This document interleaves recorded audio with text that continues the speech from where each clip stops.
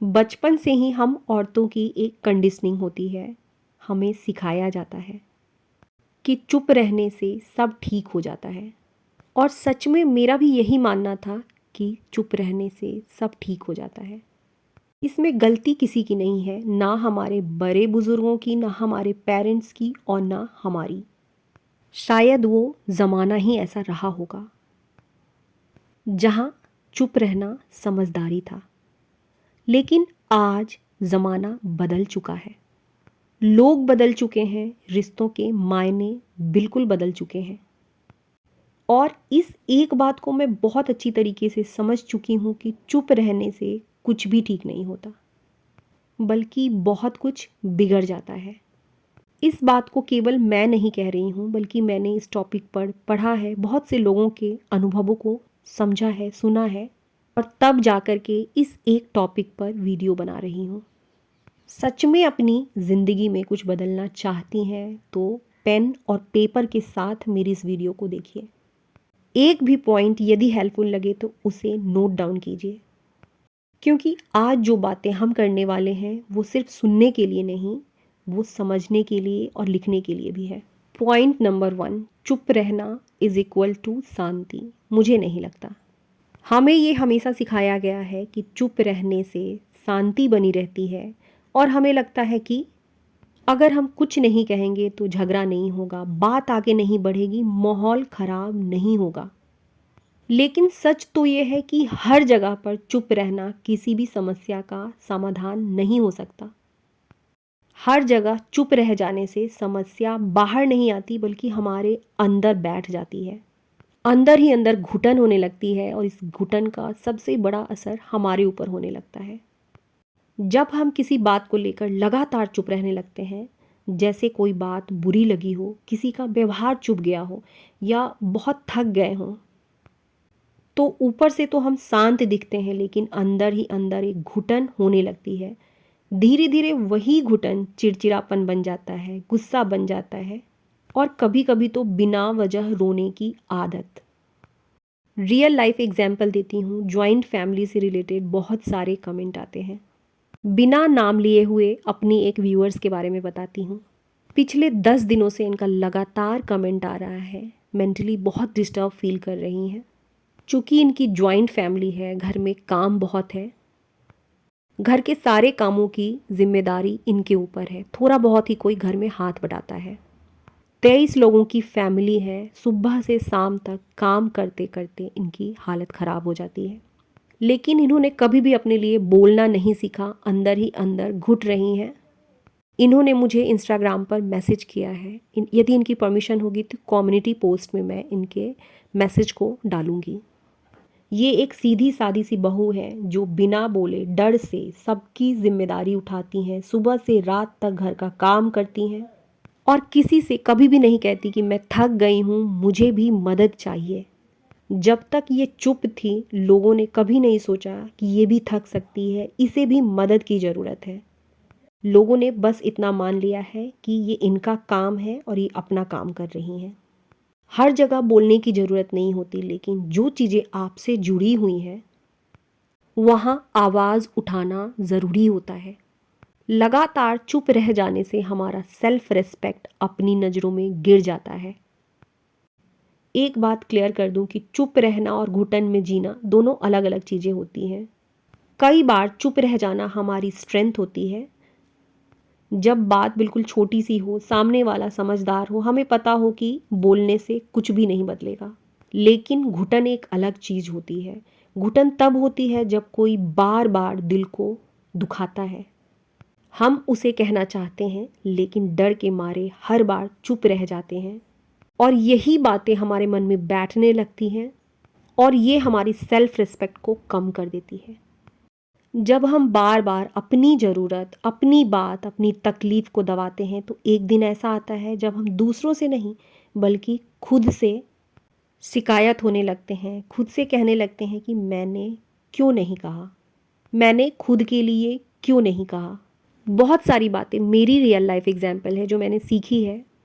जिस पॉइंट पर ज़रूरत हो वहाँ अपने लिए ना कहना, आवाज़ उठाना सब ज़रूरी है। लेकिन जिस दिन से हम अपने लिए आवाज़ उठाना शुरू करते हैं, खुद के साथ खड़े रहते हैं, अपने लिए स्टैंड लेना शुरू करते हैं, मन हल्का हो जाता है, खुद के प्रति एक सम्मान और भरोसा आता है। हमें रास्ते दिखने लगते हैं कि मैं अपने लिए क्या कर सकती हूँ, मुझे कहाँ एक सीमा खींच देनी है कि इसके आगे मैं किसी भी बात को बर्दाश्त नहीं करूँगी। अपने लिए बोलना किसी से लड़ना नहीं होता, अपने लिए बोलना खुद को बचाना होता है। औरत जब खुद की इज्जत करनी सीखती है ना, तभी दुनिया उसको इज्जत देना सीखती है। लाइफ का एक पैटर्न होता है कि जो लोग जितना बर्दाश्त करते हैं उनके ऊपर उतनी चीज़ें थोपी जाती है। मैं 40+ हूँ। अब जाकर के मैंने एक बात जानी है कि बोलना बदतमीजी नहीं है।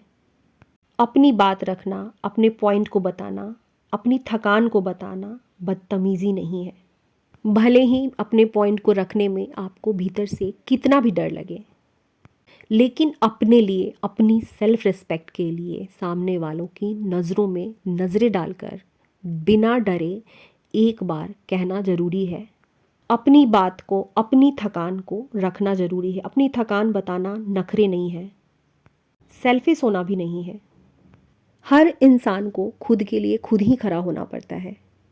चाहे आप जॉइंट फैमिली में हो, अकेले रहती हो, हमेशा खुद के लिए खुद ही कदम उठाना होगा। ज़िंदगी बदलती है, लेकिन तब जब हम खुद के लिए आवाज़ उठाना, खुद को सम्मान देना सीख जाते हैं। मैंने भी ये सारी चीज़ें एक एक करके सीखी हैं। मैं भी बहुत सारी चीज़ों से बहुत डरती थी। अपने बहुत सारे डर से मैंने ओवरकम किया है और आज मुझे भगवान के सिवा किसी से डर नहीं लगता। मेरा खुद के प्रति सम्मान बढ़ा है, मेरा कॉन्फिडेंस लेवल बहुत बढ़ गया है। सेल्फ इम्प्रूवमेंट, सेल्फ ग्रोथ से रिलेटेड बहुत सारी चीज़ें सीखती रहती हूँ और अपने जैसी लेडीज़ को सिखाने की कोशिश करती हूँ। एक पेन और पेपर उठाएं, चुपचाप से घर के किसी कोने में जाकर बैठ जाए जहाँ पर शांति हो।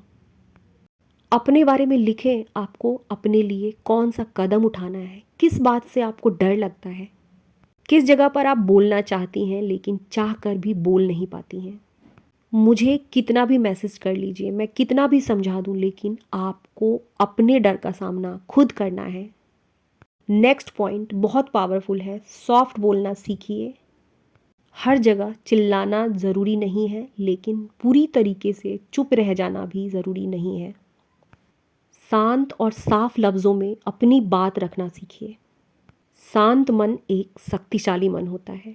मेरी ये जो सब्सक्राइबर है जिनके लिए मैंने आज की टॉपिक बनाई थी, वो जॉइंट फैमिली में रहती हैं। घर हो या बाहर की दुनिया हो, देश हो या परदेश हो, जब तक हम खुद को प्रेजेंट करना नहीं सीखते, अपने मन की बातों को रखना नहीं सीख लेते, तब तक लोग हमें सीरियसली नहीं लेते हैं। घर में भी बिल्कुल वही होता है कि जो लोग अपनी बातों को साफ साफ नहीं कह पाते, उनकी जिम्मेदारियां बढ़ती रहती हैं। लोग उन्हें समझते नहीं हैं और ना उनके काम को रिस्पेक्ट देते हैं। ठीक इसी तरीके से बाहर की भी दुनिया होती है। जो लोग खुद को सही तरीके से एक्सप्रेस नहीं करते, अपनी बातों को रखना नहीं सीखते, वो बिल्कुल पीछे रह जाते हैं। जहाँ पर ज़रूरत है वहाँ पर बोलना मेंटल ग्रोथ होता है। जब हम अपनी बात शांति से साफ शब्दों में कहना शुरू करते हैं, तो सबसे पहले हमें खुद को समझ में आने लगता है कि कहाँ पर मैं बोल सकती हूँ। भीतर का डर धीरे धीरे ख़त्म होने लगता है और कहीं ना कहीं लोग भी, चाहे ऊपर मन से ही क्यों ना हो, आपको समझने की कोशिश करने लगते हैं। जब आप पहली बार अपने लिए कुछ कहती हैं तो अक्सर ऐसा होता है कि लोग आपको दबाने की कोशिश करते हैं। कोई कहता है, पहले तो तुम ऐसी नहीं थी, क्योंकि वो आपको हमेशा चुप रहने वाली जानते थे। और जब आप पहली बार बोलती हैं तो उन्हें लगता है कि कुछ तो गलत हो रहा है। लेकिन अगर आप हर बार डर के बावजूद अपने साथ खड़ी रहती हैं, अगर आप अपनी बात शांत तरीके से बार बार कहती हैं, जो धीरे धीरे वही लोग समझने लगते हैं कि नहीं, अब ये चुप बिल्कुल नहीं रहेगी। डर के साथ बोलना भी हिम्मत है। पहली बार बोलते हुए डर लगता है, बिल्कुल नॉर्मल है। लेकिन जब आप डर के बावजूद अपना साथ देती हैं, अपना सम्मान करती हैं, तो वही डर धीरे धीरे आपकी ताकत बन जाता है। बहुत इंपॉर्टेंट पॉइंट है कि हर जगह पर घुटने की ज़रूरत नहीं होती है, लेकिन जहाँ ज़रूरी है आवाज़ उठाना, अपने लिए खुद से प्यार करना होता है। इसी के साथ आज की वीडियो को ख़त्म करूँगी। वीडियो अच्छी लगी हो तो मेरे चैनल को सब्सक्राइब ज़रूर कीजिए।